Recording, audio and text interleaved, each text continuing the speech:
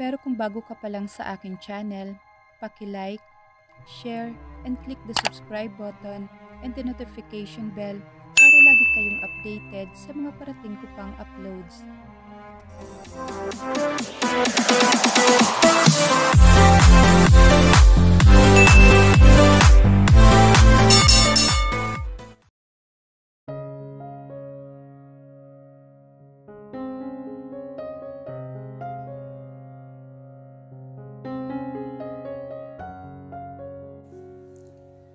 Clark, tawag sa kanya ni Aidan. Why? Kailangan mo itong makita. Ang alin? Pinutol na niya ang tawag at ibinalik sa bulsa ang cellphone niya. Itinuro ni Aidan ang TV. Kumunot naman ang noo niya. Si Senator Salvacion iyan, hindi ba? Kasama niya ang buo niyang pamilya. Nasa isang function room ang buong pamilya nito. Napapalibutan ang mga ito ng media. Kabi-kabila ang pagkikislapan ng mga kamera at kanya-kanyang record ng video ang mga ito. Nasa pinakaunang upuan si Senator Salvacion. Katabi nito ang asawa nito at ang mga katabing upuan ay okupado na ng mga anak nito. The press conference, right? Right. At ito pa. Itinuro nito ang babaeng katabi ni Dylan sa sofa. Isn't that your brother ex-wife? What is she doing there? May relasyon na ba agad sila ng anak ni Senator Salvacion? Honestly, I don't know. Totoo naman iyon. Wala siyang nasasagap na balita. Tahimik lang si Christian. Hindi ito nagkukwento sa kanya. Nag-aalala nga siya rito. Just when Christian finally realized he was in love with his wife, the annulment has already been granted. Wala naman itong masisising iba. Ang tigas din kasi ng ulo nito noon. Sinabihan na niya ito noon na pakaisiping mabuti kung annulment ba talaga ang gusto nito. Kasi ng mga panahong iyon ay may kutob na talaga siya na malaking kahangalan ang binabalak gawin ng kapatid. Hindi ito nakinig kaya iyon nga nalugmok na sa pagsisisi ang hangal. Kinausap din ito ni Aidan, pati ng iba niyang mga kaibigan. Kinausap din ito ni Annie. Binigyan pa ito ng pagkakataon ni Liana na bawiin ang inihain nitong pakikipaghiwalay. Pero sumigi pa rin ito. Medyo matigas naman din talaga kasi ang ulo nito. Noon ngang binabantaan niya itong layuan si Annie, ay ayaw din itong makinig. Muntik na niya itong isumpa noon. Mabuti na lang at hindi natuloy. At dahil sa katigasan ng ulo nitong iyon, kaya nasa sitwasyon itong halos wala nang ipinagkaiba sa pinagsakluban ng langit at lupa. Wait, did you say that? Siko naman sa kanya ni Aidan. See what? Wala siyang makita. Dahil ang saglit na naging abala ang utak niya sa mga bagay-bagay tungkol kay Christian. Nakita ko ang kapatid mo. Nakita mo saan? Diyan mismo sa press conference na yan. Are you serious? Ano naman ang gagawin niya riyan? Takang tanong naman niya. Ang kapatid mo lang ang makakasagot niyan. Pero sigurado akong nakita ko talaga siya. Naupo na siya sa sofa. Katabi niya si Aidan. Matiim nilang pinapanood ang press conference. Umaasang mahagip ulit ng kamera ang mukha ni Christian kung totoong naroon nga ito. Dumaan ang 5 minuto. Wala pa rin. Tumayo na siya. Nabitin ang litanya niya dahil kung kailan malapit na niyang makumbinsi ang sarili niyang baka nagkakamali lang si Aidan, ay doon naman biglang tumutok ang kamera sa dako ni Christian. Tila ba wasak na wasak ito. Hindi napigilang komento ni Aidan. Magulo ang buhok ni Christian. Nangingitim ang ilalim ng mga mata nito na bahagya pang namimigat ang talukap. Alin na lang sa dalawa, wala pa itong tulog o umiiyak ito. Namumula rin ang magkabila nitong pisngi. Shit, lasing ba siya? Tanong naman ni Aidan. Umungol naman siya. Kung titingnan naman niya ito, ay mukha itong nakainom lang. Pero hindi ito sobrang lasing. Wala na itong suot na korbata at nakalaspan nito ang unang botones ng suot nito na polo shirt. Napansin nga niyang panay ang lingon dito ng mga kababaihan.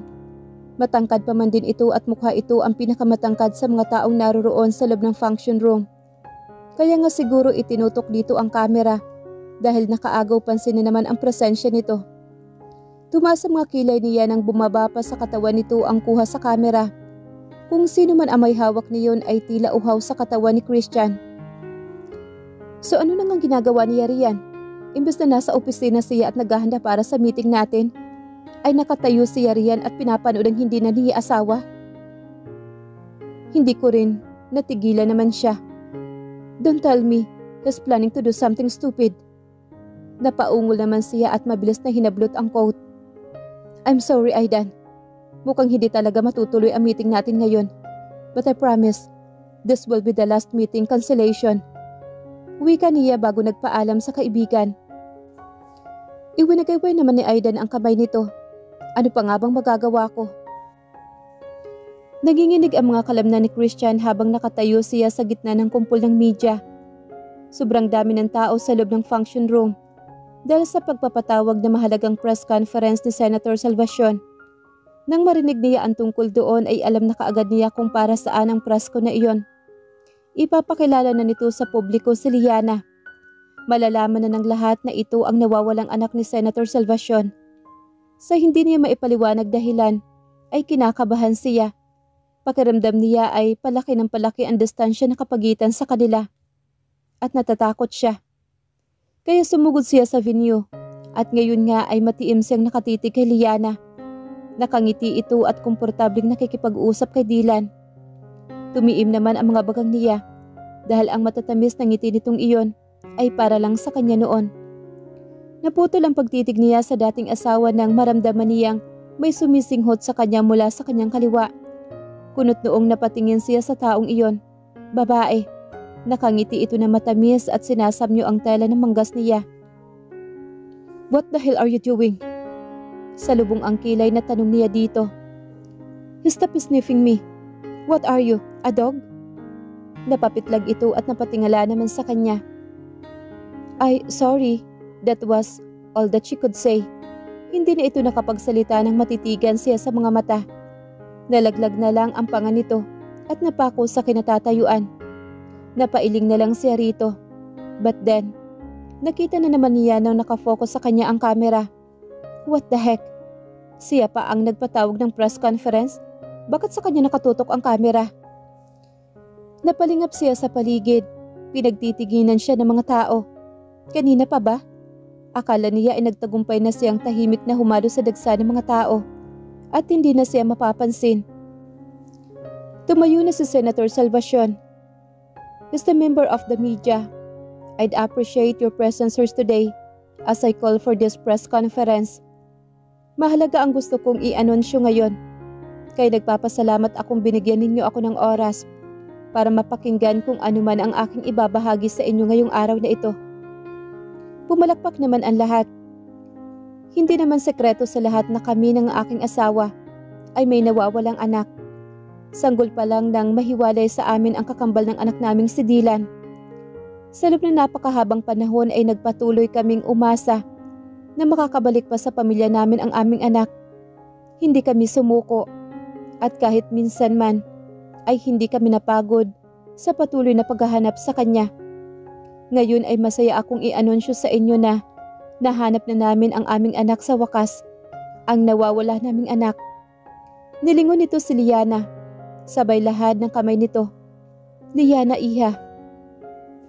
Tumayo naman ang tinawag at tinanggap nito ang nakalahad na kamay ng senador. Lumapit ito sa matanda. Ipinapakilala ko sa inyo ang aming anak na matagal nang nahiwalay sa amin, si Liana. Umugong naman ang bulungan at napuno ng matalas na pagsinghap ang mga tao, ang kabuuan ng function room. Pero kalaunan ay nagsipalakpakan na ang lahat. Kasabay niyon ay dumoble ang pagkikislapan ng mga kamera. Gumuhit naman ang mainit na ngiti sa mga labi ni Liana. Kahit sa kislap ng mga mata nito, bakas at hindi maitatago ang lubos na kaligayahan. May pamilya na ito ngayon. Hindi na siya nito kailangan para makamit pa ang pinapangarap nitong pamilya. Hawak na nito iyon ngayon. Nakamta na nito. Paano na siya? Nagsikip naman ang dibdib at lalamunan niya. May mga iilan pang nagtatanong kung paano nakauwi si Liana sa pamilya Salvacion. Lahat ng mga katanungan ay magiliw na sinagot ng mag-aasawang Salvacion, lalo na ng senador.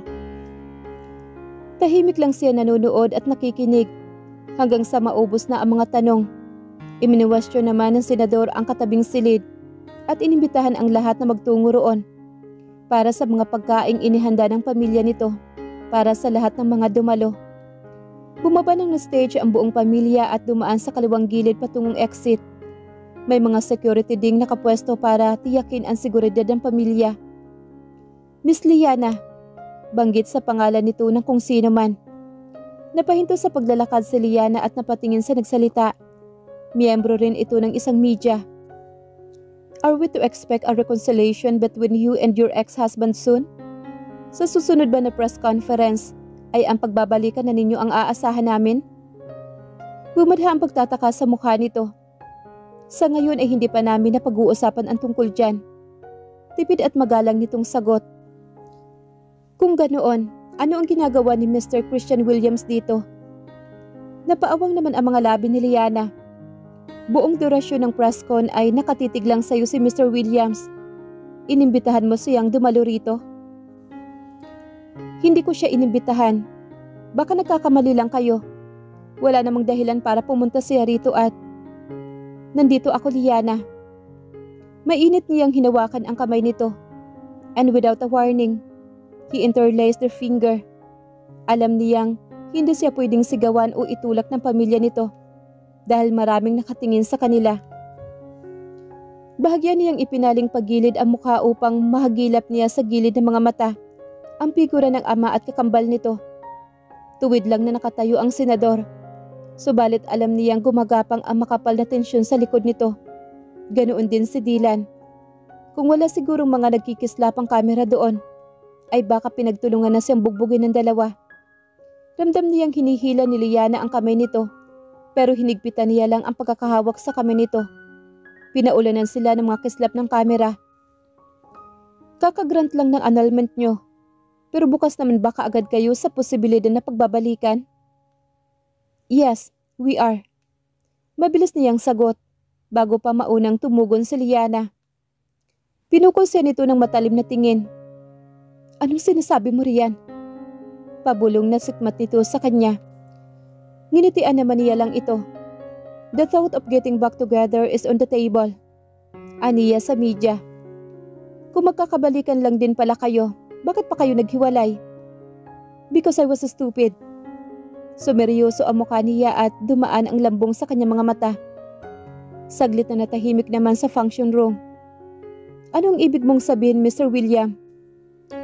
Kasalanan ko kung bakit kami naghiwalay ng aking asawa. Naging gago ako. Naging tanga at hangal. Araw-araw ko iyong pinagsisisihan. Puno ng sinseridad ang tembre ng boses niya. Kaya ngayon, sa harap ninyong lahat, ay gusto ko lang sabihing nakahanda akong gawin ang lahat para bumalik lang sa akin ang aking asawa. Dahil buong pagsuyo siyang tumingin sa magandang mukha ni Liana. Because I have no desire to find another wife. She's the only one for me. I am so madly in love with her. Hinatak siya sa dulo ng pasilyo ni Liana at halos itulak na pasiksik sa isang sulok. Lumabas siya ng function room at ayaw niyang bitawan ang kamay nito. Alam niyang nagpapawis na ang kamay niya sa labis na nerbiyos, pero wala siyang pakialam. Basta hindi niya ito gustong bitawan. Bitawan mo na ako. Sikmat naman ito sa kanya. No, I won't. Pagmamatigas naman niya rito. Sinusubok mo ba talaga kung hanggang saan ang pasensya ko sa'yo? Gumawa ka lang naman ng eksena ron sa loob. Tapos ngayon naman ayaw mong pakawalan ang kamay ko. Nagingit-ngit itong sabi sa kanya. Dahil pag pinakawalan ko ang kamay mo, mabilis ka rin mawawala sa akin. At bakit? Hindi ko ba dapat gawin yon? Nakakatakot ka na, Christian. Ano tong mga pinagagawa mo ngayon? Hindi ka naman ganito dati ah. Hindi nga ako ganito dati. Kaya nga nawala ka sa akin. Ngayon, ganito na ako. Naisambunot naman ni Liana ang isang kamay sa buhok nito. Napaigtad pa ito nang tumunog ang cellphone nito. Tinatawagan na marahil ito ng mga magulang at mga kapatid nito. Sinagot naman ito ang tawag. Dylan, I'm fine. Nag-uusap lang kami ni Christian.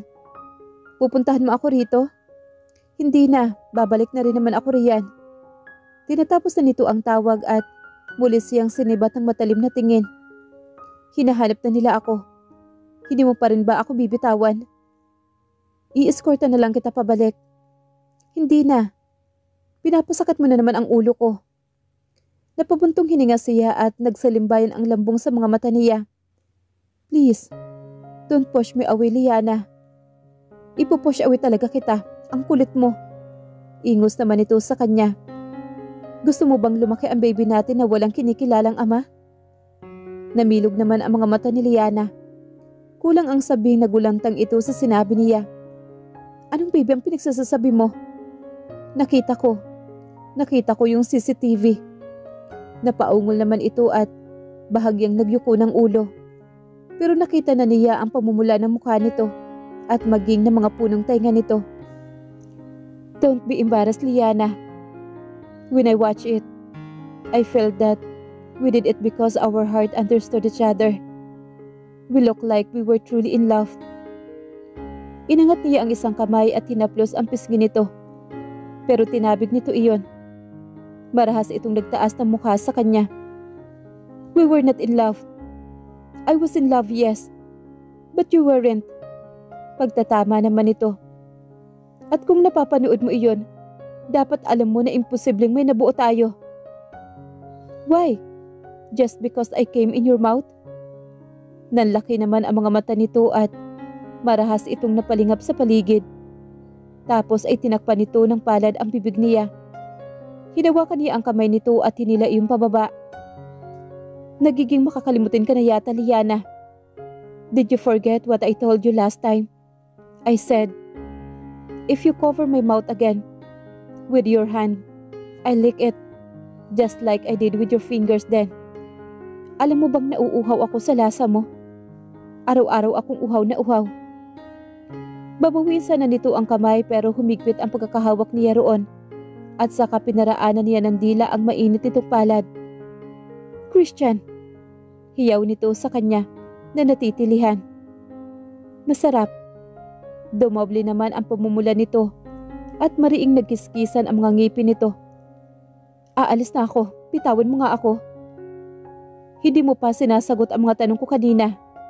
You think you couldn't be possible pregnant because I came in your mouth? Ulit niya rito. Alam naman niyang sinadya ni Liana na huwag siyang payagang iputok ang similya nito sa loob ng lagusan nito.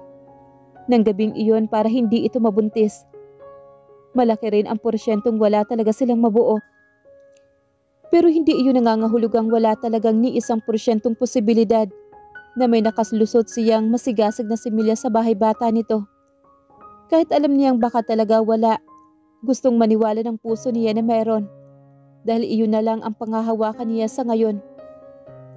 Wala na siyang ibang mapanghahawakan kundi iyon lang. At kahit magmukha siyang tanga sa kakagiit, na baka buntis ito, kahit sinasabi nitong hindi ay patuloy pa rin iyong ipinipilit.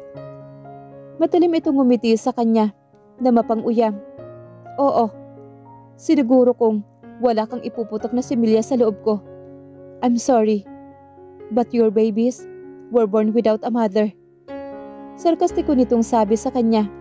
They died, and my mouth. Natawa naman siya. His babies died in her mouth. Ang cute naman ito. Ngayon, kumbinsido ka na ba na imposibleng may mabuo tayo? Wala talaga, Christian. Ipanatag mo ang loob mo. Kalimutan mo na rin ang nangyaring iyon sa atin. Hindi ko nga ina-expect na makikita mo pala yun. You can't be too sure, honey. What if free ejaculated? Natilihan naman ito. Naiiskandalo sa mga pinagsasabi niya. Free ejaculated? Walang ganon. Tanggi naman ito. Lihim siyang napangiti sa pagpapalit-palit ng ekspresyon sa mukha ni Liana. You could be pregnant, Liana. Hindi kita tatalikuran. I'm taking full responsibility. Layuan mo nga ang kakambal ko. Dumadagungdong ang tinig ni Dylan. Malalaki ang hakbang na lumapit ito sa kanila. At sa pilitang pinaghiwalay ang magkahupong nilang mga kamay ni Liana. Napilitan siyang bitawan ang huli. Itinaas niya ang mukha at tinatagan ang loob. Nandito ako dahil mahal ko ang kakambal mo. Mahal? Nagpapatawa ka ba? Kung mahal mo ang isang tao, hindi mo dapat pinapaiyak. Wala ka ng ibang ginawa kundi paiyakan itong si Liana. Tapos ngayon sasabihin mong mahal mo siya? Tanga lang ang maniniwala sa'yo. Nauunawaan niya kung saan nanggagaling ang galit at panggigigil nito sa kanya. Alam kong galit ka sa akin at hindi magiging madali ang patawarin ako. Pero totoong mahal ko si Liana at magkakababy na kami kaya... Anong magkakababy? Pahiyaw nitong tanong. Baka sa matinding galit sa mukha nito. Binalingan nito si Liana. Anong sinasabi ng lalaking ito na magkakababy na kayo? Napaungol naman ang babae. Hindi totoo yan. Walang baby. Hindi ako buntis. We made love. Malaki ang posibilidad na may nababuo tayo. Giit naman niya rito. Gago ka talaga, no? Hindi nakapagpigil si Dylan at malakas na siya nitong sinuntok sa mukha. Humagis pa kanan ang mukha niya sa lakas ng pagkakasuntok nito sa kanya. Pero hindi naman siya natumba o nasubsob sa sahig. Di naman niya ang nasaktang pisngi. I deserve that. Maluwag niyang tatanggapin iyon. Dahil naging napakalaking gago naman talaga niya. Kulang pa iyan. Sigaw naman ito. Alam ko at nakahanda akong tanggapin. Kahit gaano pa karaming suntok iyan. Ganun ba? Simulan na natin ngayon dahil baka umagahin tayo rito. Dylan, tama na. Awat naman dito ni Liana. Mabuti na lang talaga at nasa bahagi sila ng pasilyo na walang gaanong nagagawing tao. Ayaw ka kasang tigilan ng lalaking to. That's because I'm her husband. Ex-husband. Pagdiriin naman ni Dylan. She will be my wife again. Giit naman niya rito.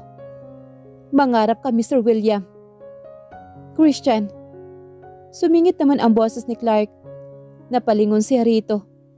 Tumatakbo ito papalapit sa kinaroroonan nilang tatlo, nina Liana at Dylan. Hinawakan agad siya nito sa braso. Pasensya na kayo rito kay Christian. Hinging paumanhin ito. Liana, pasensya ka na. Wala sa tamang pag-iisip ngayon ito si Christian. Okay lang ako, Clark. Mabuti naman at may magbabantay na riyan kay Christian. Matalas na sambit naman ni Dylan. Hinawakan nito sa kanyang kamay ang kakambal at hinila na papalayo. Akmang susundan pa sana niya ang dalawa. Pero mabilis siyang pinigilan ni Clark. Huy, saan ka sa tingin mo pupunta? Dito ka lang. Matigas ang boses nito. Ano bang ginagawa mo dito? Dapat wala ka dito. Nagpakawala ito na mapang-uyam na tawa. Ang sabihin mo, mabuti na lang at nandito ako. Bugbog sana ang aabutin mo kung hindi pa ako dumating. It's okay. Niahanda ko na naman ang sarili ko.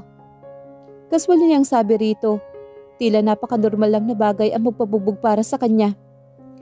Hindi na tuloy malaman ni Clark kung matatawa ito o maiiling o magagalit sa kanya. Ayusin mo ngayon sarili mo, Christian. Mukha kang miserableng sisiw. Tumingin ka nga sa salamin. Akala ko rin mukha akong miserable. Pero iba ang tingin ng mga tao sa akin kanina. Dun sa function room. Sininghot-singhot pa ako ng isang babae. Tuluyan ang napailing naman si Clark. Kahit na, miserable ka pa rin. Yeah, I know.